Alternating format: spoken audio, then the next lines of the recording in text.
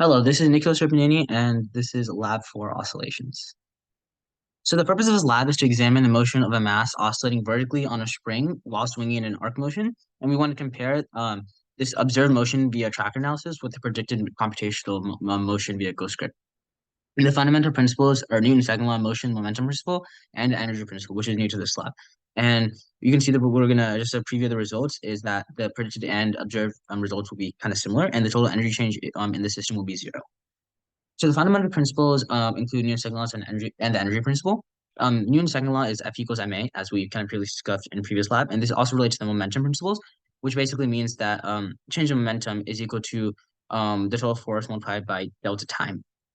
It's a little cut off here, but the net force in terms of like spring forces is equal to in like a spring that's like hanging with downwards with gravity would be force of spring plus the gravity.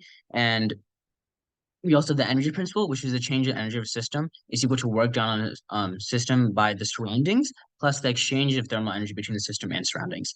And if you have multiple energies or multiple objects involved, then you can also say that the change in energy is equal to work, which is equal to the sum of the change in kinetic energy plus the gravitational potential energy plus the spring potential energy. And you can see here that's described on the right side. And you also have the velocity and positionality formulas as well. And also, the time it takes for an oscillation is equal to this formula, t equals 2 pi squared root of m over k. We'll be using this in the code. So experiment setup, the system of surroundings are the mass, spring, and earth. And the system is mass, spring, and earth, and surroundings is anything external to the system. And in this case, there'd be none, as the earth is also included in the system, so there's no surroundings. And because of that, we know that Q equals zero in the equation. And change, as mentioned before, the change in total energy will be zero. And this little diagram just shows the kind of oscillating motion we have in the arc, because there's an angle. We have mg sine theta, which represents like the movement vector, and also as opposite mg cosine theta, which is opposite to the tension.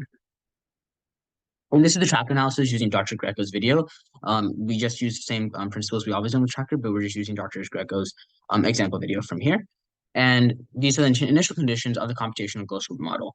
So we have the ball mass, and then we have the interaction constants with spring's energy. So we have 9.8 for gravity, 6.3 for spring, and we have relaxed length of spring. So these are all the default values. And then we also have we have the computational model for the iteration. And basically this while loop is continuously calculating the energy changes as time goes on. So as you can see in the bottom, we have the kinetic energy, we have the gravitational potential energy, and the gravitational potential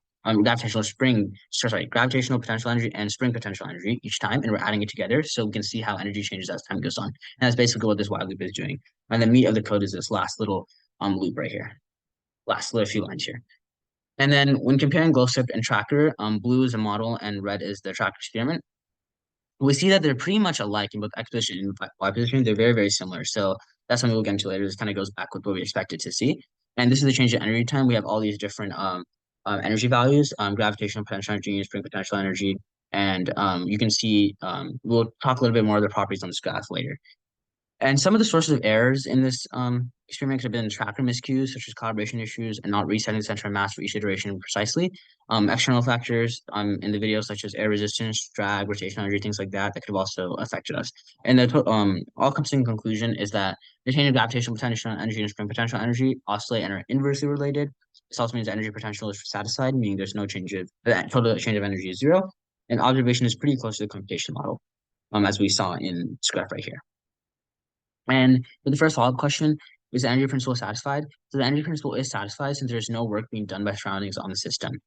This also means the change of energy equals to work, which equals to zero. In the change of energy versus time graph, you can see here, the yellow line represents the change of energy, and that's a constant line at x equals zero, meaning if you add up any of the magnitudes of the other energies, such as U gravity, U spring, and K, it'll always add up to zero at that point. So this basically proves the energy principle and the conservation of energy. And the final follow-up, so using the data obtained tracker, make two separate estimates of oscillation periods. So we have x position data and y position data, as you can see here, and the difference after using calculators for 3 oscillations are 0.12 seconds. And this is likely due to small errors in calculating the center of mass, drag forces, camera difficulties, and things like that. And yeah, that's about it.